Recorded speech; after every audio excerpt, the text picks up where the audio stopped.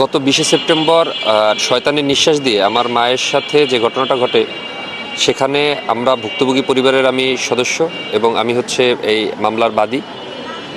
ওই তারিখে আমার 16 ভরি স্বর্ণ এবং নগদ 45,000 টাকা এই চক্রটি নিয়ে যায়। এই চক্রর একজন সদস্য আজকে গ্রেফতার হয়েছে, এজন্য আমি থানায় এসেছি এবং এই চক্রের অন্যান্য যত সদস্য এবং এই সংক্রান্ত যারা কাজ করে এই সকল চক্রকে যাতে অতি দ্রুত ধরা হয়, হ্যাঁ, এটা ভুক্তভোগী পরিবারের পক্ষ থেকে আমার দাবি। এবং শুধু আমি না, এই চক্রটি আমার ঘটনা ঘটানোর পরেও আরও একাধিক ঘটনা বরিশালে ঘটিয়েছে এবং তার মামলা দায়ের হয়েছে থানায়। আপনারা শুনে থাকবেন যে শয়তানের নিঃশ্বাস, এর প্রেক্ষিতে আমাদের থানায় মামলা আছে।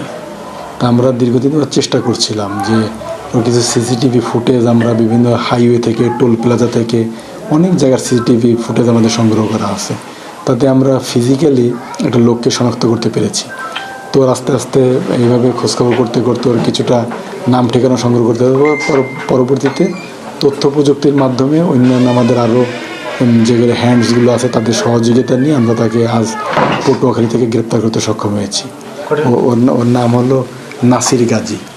ও পটুয়াখালী লাউকাঠি গ্রাম, শ্রীরামপুর কালিকাপুর পটুয়াখালী সদর পটুয়াখালী।